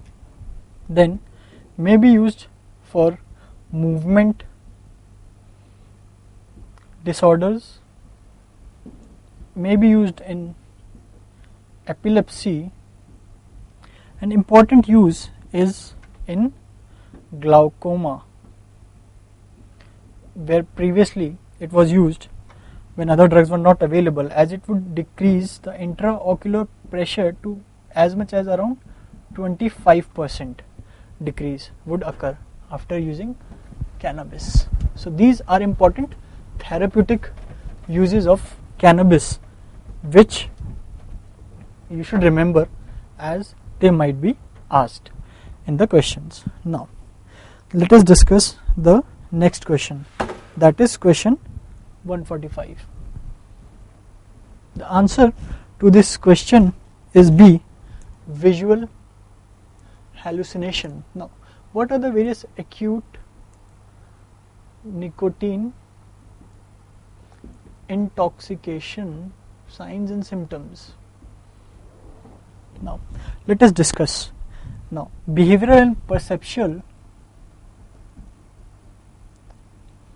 disturbances may include insomnia, which may occur in intoxication, bizarre dreams may occur, lability of mood may occur, then derealization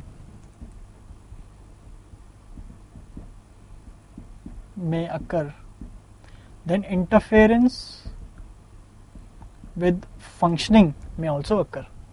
These are the behavioral and perceptual disturbances. Now, there may be various signs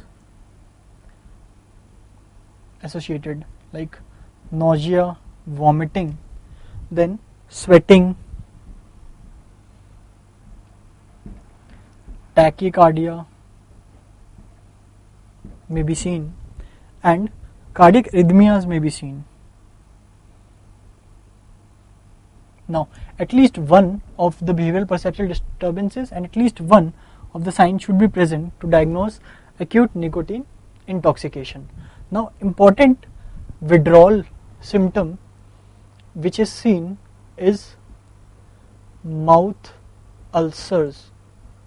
Yes, in nicotine withdrawal, mouth ulcers may be seen, so that needs to be remembered, and it can be one of the prospective MCQs. Now we will be discussing the next question, that is question 146. Now, the answer to this question 146 is B, that is history of suicide attempt. Now, let us discuss various risk factors. Let us divide into, first is the perinatal or the antenatal risk factors, in which fathers age more than 50 years, born in winter month, then complications in pregnancy or during delivery like diabetes, eclampsia, bleeding, congenital malformation, low birth weight, or emergency cesarean section. These are important. Then there are infections, especially you need to remember influenza. These may be asked as MCQ. Then rubella, toxoplasmosis, polio, these also may be risk factors. Then there are childhood risk factors. Now, upbringing in urban area, that may be a risk factor. Deviant personality maturation may be a risk factor. Then some stressor or childhood trauma may be a risk factor. Now, cannabis use may again be important risk factor. Migration, yes, it may be again an important risk factor for development of schizophrenia. So you need to remember these risk factors which may be asked in the MCQs. At least you should have an idea. And of course influenza is an important risk factor which you should not forget. Now we will discuss question 147. Now in question 147 the answer is repetitive transcranial magnetic stimulation. That is the option C. This is RTMS. Now let us discuss that there are various transcranial techniques which are used. Now there is ECT, there is, these commonly used are ECT, then there is transcranial direct current stimulation, and there is transcranial, there is repetitive or transcranial magnetic stimulation. Now let us discuss about RTMS. RTMS, in this there is a coil is there which frequently changes the magnetic field, which leads to the production of small currents known as eddy currents. Now since the currents are due to magnetic field, so it is not affected by the electrical impedance of the skull and other brain tissues. So small areas of the brain may be focused using this. So this is used as shown in the figure how it is used. Now it is a non-invasive technique, no anesthesia is required, as anesthesia is required for ECT because now modified ECTs are used. So these are the advantages. Various side effects may be unintentional seizure, as in this case seizure is not the aim, as is in ECT. Seizure in this case is not the aim, but it may be a side effect which may be because of increased dose or repetitive use, or because some neurological condition may be there. So this may be there.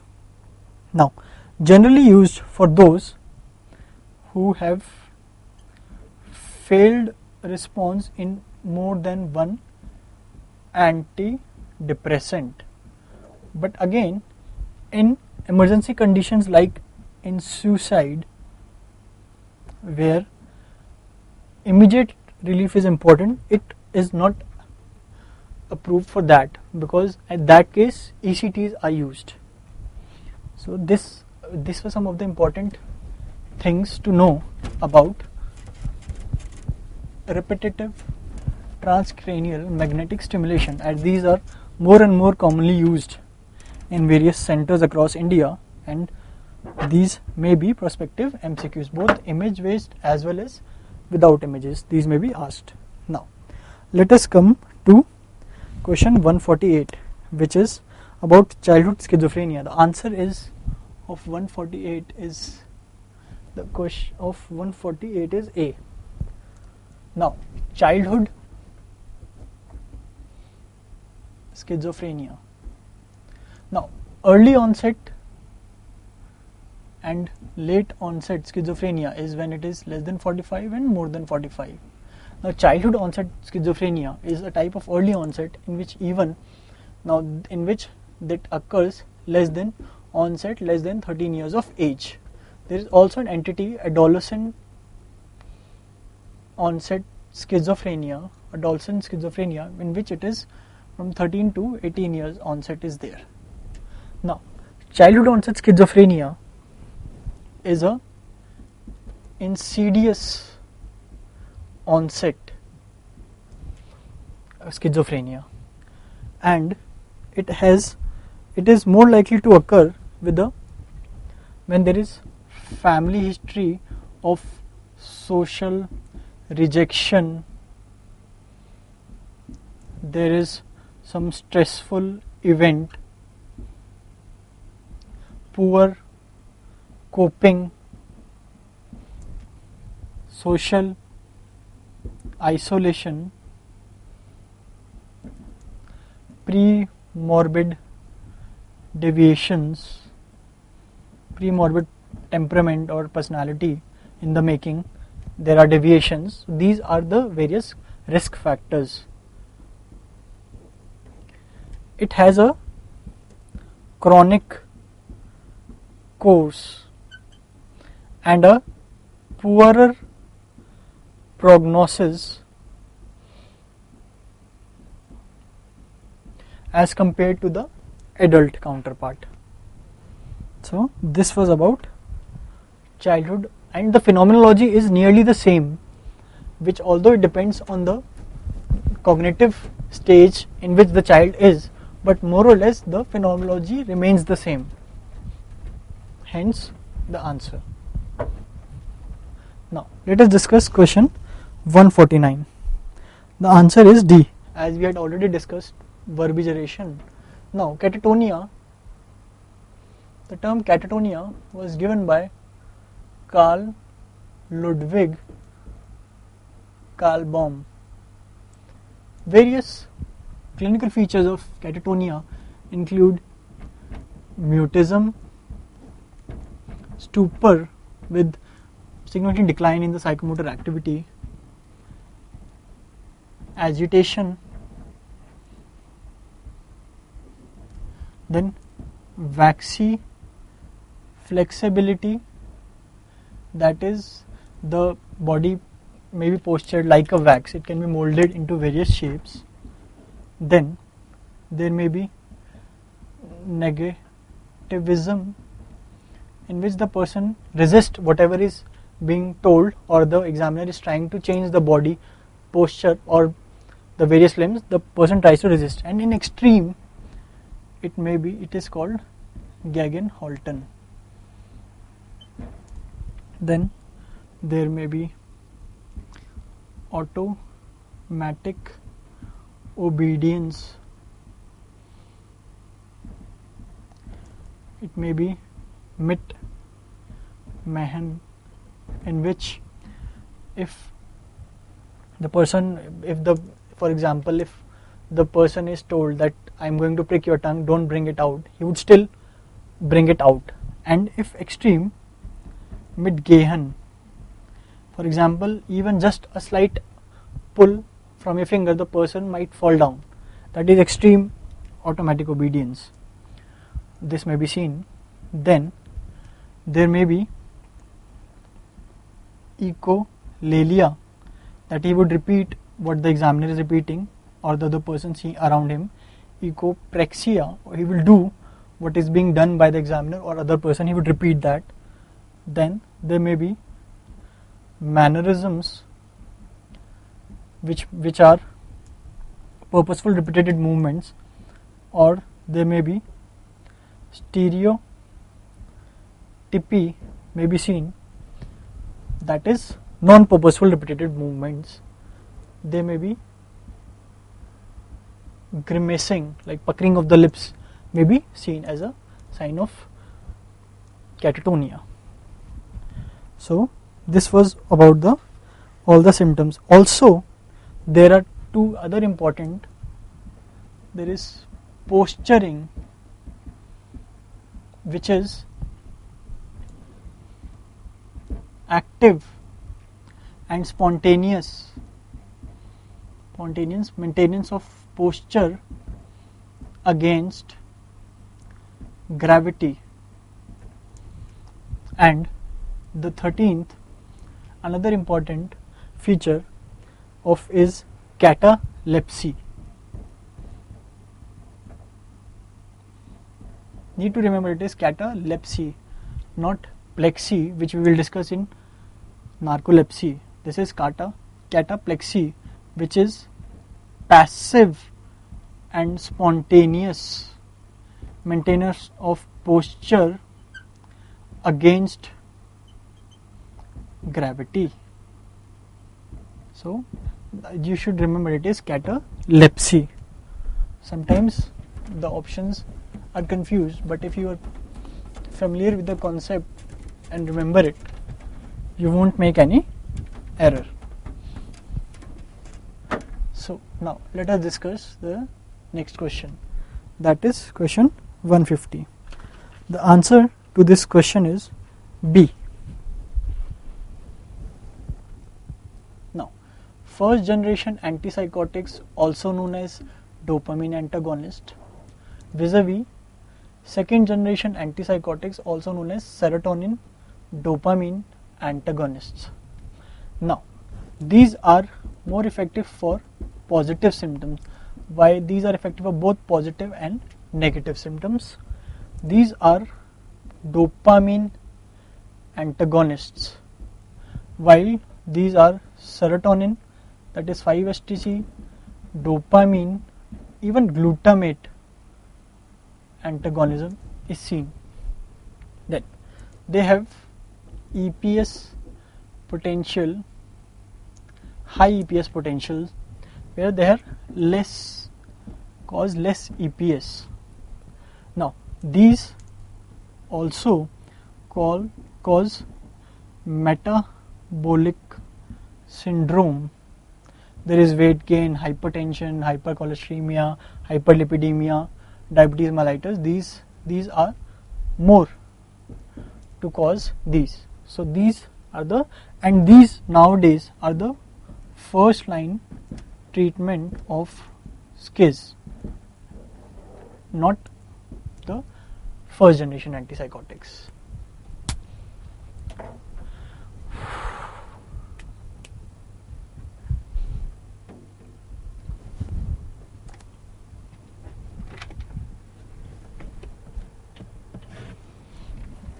कोई 50 हो गए.